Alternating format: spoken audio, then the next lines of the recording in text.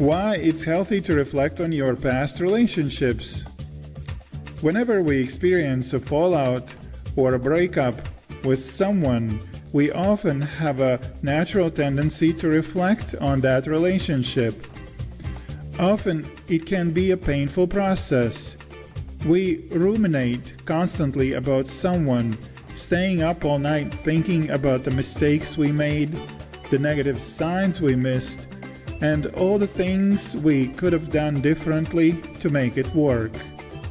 As it turns out, this desire to reflect on your past relationships may not be such a bad thing after all. According to one recent study, individuals who gave themselves time to reflect on their past relationships and talk about them had an easier time recovering than those who didn't reflect. While some people may like to jump from one relationship to another without a second thought, maybe it's actually better to take a step back every now and then and evaluate what it is we really want going forward.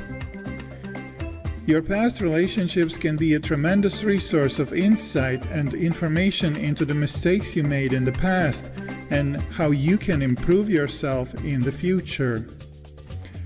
But it's only by giving ourselves permission to reflect on those past relationships that we can learn from them.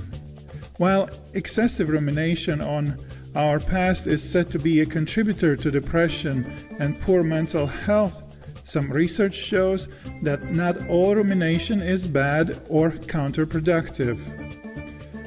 One study discovered that ruminators have a more sticky mindset, and one advantage to this is they can better focus their minds on a single goal. And another study discovered that depressed individuals were better at analyzing different options and making better choices than non-depressed individuals. Some argue that this is an evolutionary advantage to rumination and sadness, because they can often evoke a cognitive mechanism that guides us to better solve our personal problems through self-reflection. This research also fits with another study that looked at co-rumination amongst teenagers. Co-rumination is when you extensively discuss and revisit personal problems with a friend or family member.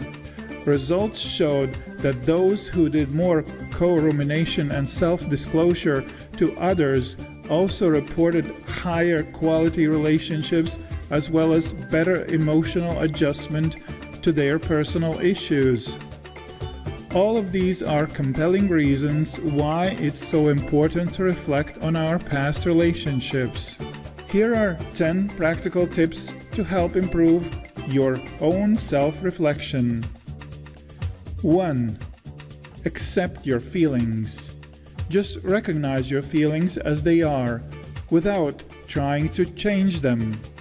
Remember that all emotions, positive or negative, serve an important function in our lives.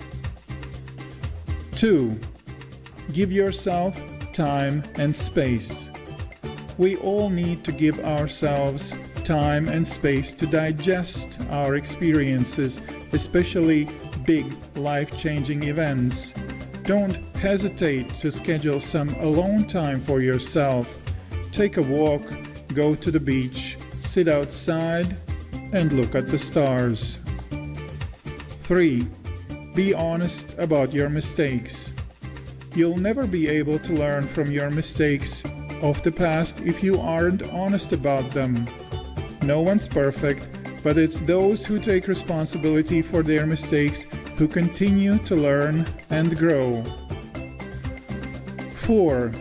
Don't feel bad for feeling bad. It's healthy to feel bad sometimes. It means you're a functioning human being. How else would you expect to feel after a fallout or breakup with someone? Give yourself permission to feel bad. 5. Talk to someone. Try not to spend all your time ruminating alone. Find a trustworthy friend or a family member to speak to about your personal problems.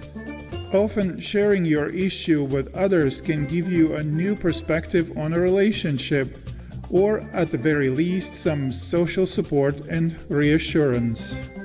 6. Ask yourself, what went right? The relationship may have not worked out, but that does not mean it was all bad. Chances are there were plenty of things that went right too. Try to think of the strengths of your past relationships and keep them in mind for the future. 7. Ask yourself, what went wrong? Now, that's the tough part. It's time to think about all the weaknesses in the relationship. What are the main reasons it didn't work out? Pay particular attention to negatives that are a common theme throughout multiple relationships. Those are often the things you really need to change. 8. Ask yourself, how can I do better in the future? Keeping in mind all the information you learn from the above questions, ask yourself, what can I do differently in the future? What should I keep doing the same? What should I change? Use the answers to those questions to guide your future relationships. 9. Forgive yourself. While reflecting on your past relationships, it's important that you also find the opportunity to completely forgive yourself.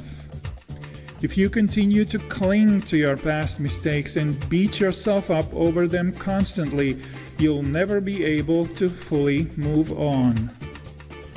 10. Move forward. You'll never be able to completely move on through reflection. At the end of the day, you need to start taking action to move forward too. Go out to new places, start socializing with new people, begin a new hobby. You have a future to live. What better time to start than now?